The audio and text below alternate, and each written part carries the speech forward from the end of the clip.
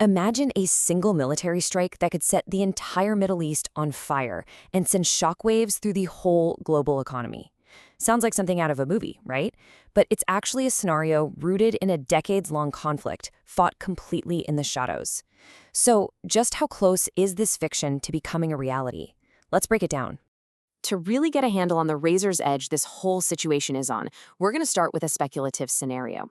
Think of it as a what if that shows us the very real stakes at play. We're calling it 6 o'clock in Tehran. So picture this. The day doesn't start with a sunrise. It starts with the roar of engines. It's 6 o'clock in the morning in Israel.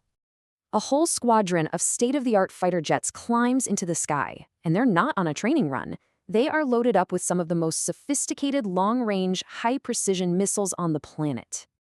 Their flight path is direct, straight across hundreds of miles of hostile airspace, and their destination is a single, heavily guarded compound right in the heart of Iran's capital, Tehran.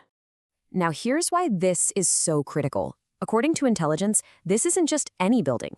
Inside, practically the entire senior leadership of Iran has gathered for a meeting. We're talking everyone, right up to the top, the supreme leader himself.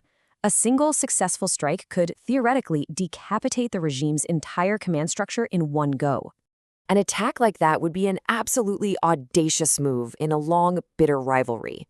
But here's the thing, it wouldn't just come out of the blue. It would be the explosive climax of a conflict that's been simmering for more than 40 years.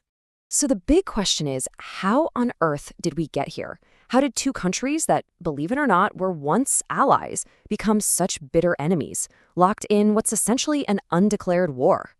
Well, this timeline really tells the story. Before 1979, Israel and Iran were actually partners, but the Iranian Revolution completely flipped the script. The new regime made anti-Israel ideology a cornerstone of its foreign policy. In the 90s, that hostility turned violent. But the real tipping point, the moment that lit the fuse for the modern conflict, was in 2002 with the discovery of Iran's secret nuclear program. That's what really kicked off the shadow war we're seeing today. The main strategy for both sides has been to avoid a direct head-to-head war, because that would be just catastrophic for everyone. Instead, they fight a proxy war. It's a way to hit your enemy without actually hitting your enemy. You use other groups, third parties, to do the fighting for you. It gives you plausible deniability and lets you inflict damage without triggering an all-out war. And Iran has become a master of this strategy. It's built what it calls the axis of resistance. Now, this isn't a formal alliance like NATO. It's more of a network of powerful armed groups all across the Middle East. Hezbollah on Israel's border, the Houthis in Yemen controlling shipping lanes, militias in Iraq and Syria, and groups like Hamas in Gaza. This network lets Iran project its power and threaten Israel from basically every direction. But at the very heart of all this tension is the nuclear question. For Israel, a nuclear-armed Iran isn't just a problem. It's an existential threat it simply cannot allow. They've made it clear they'll do anything to stop it. Iran, on the other hand, insists its program is for peaceful energy and warns of a devastating response to any attack. It's a fundamental deadlock, a red line that neither side is willing to cross. So let's jump back to our scenario. The jets have hit their target. The missiles have landed. The compound in Tehran is gone. What happens on the day after? And this is where the what-if starts to feel terrifyingly real. An attack on a nation's leadership isn't an ending. It's the beginning of something much, much bigger. So what would that beginning even look like? Well, the chain reaction would probably be swift and incredibly violent. First, you'd almost certainly see direct retaliation from Iran. Hundreds, maybe thousands of missiles targeting Israeli cities and military bases. At the exact same time, Iran would activate its network of proxies, opening up new fronts. And from there, the risk of a full-blown regional war that pulls in the US and other countries becomes dangerously high. And this fight wouldn't stay regional for long. Why? Because of this one critical spot on the map, the Strait of Hormuz. It is the jugular vein of the world's energy supply. About a third of all the world's oil shipped by sea, and a quarter of its natural gas passes through this narrow channel, which Iran can essentially shut down overnight. The fallout from that would hit everybody, everywhere. Energy prices would go through the roof, which could easily trigger a global recession as financial markets panic. And the security implications? They'd be huge. What started as a regional shadow war would instantly become everyone's problem. So, we started this whole explainer with a fictional scenario. But given the escalating cycle of attacks and reprisals, you have to ask yourself, Just how fictional is it?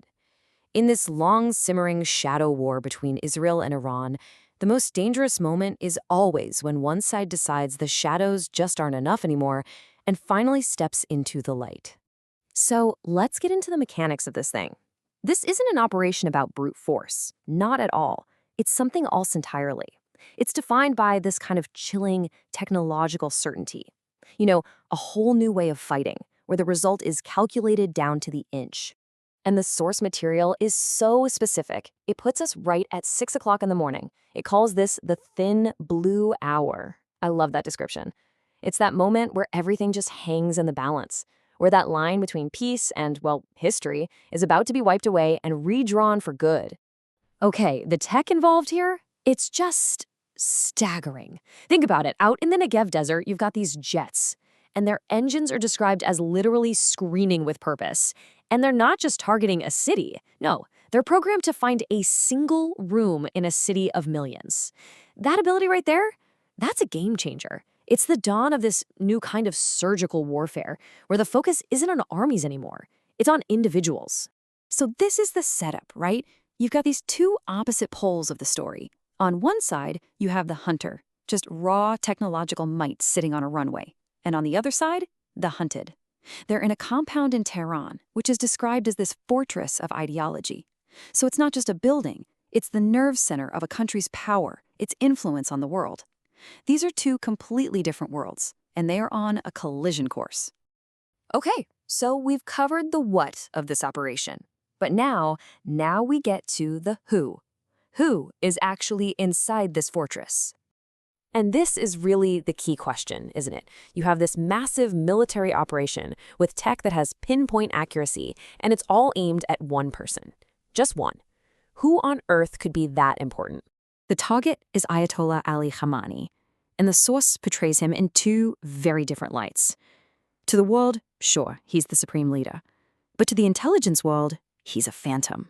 He's the unseen hand pulling the strings on 1,000 different operations. A guy who, for a very long time, was considered completely untouchable. So how did we get here? How does it come to this? To really get what's happening on this specific morning, we've got to go back. We have to look at the long, winding path that put him on a direct collision course with this exact moment. Now, this timeline, it's not really about dates in years. It's more about a thematic journey. You can see a clear turning point, a conscious decision to work from the shadows. His entire power base was built on these secret, clandestine operations. And eventually, it all got tangled together.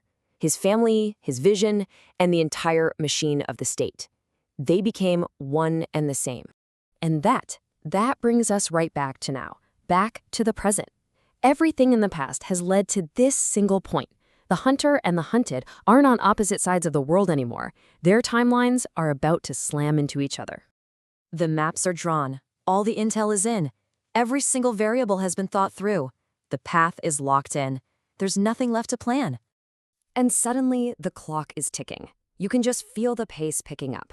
Somewhere in a command center, a clock is counting down. The time for talking is over. It's time for action, now. And this line says it all. The cold, hard math of a target acquired. It just captures the finality of it, you know? That gap between the jets in the desert and the compound in the city, it's gone.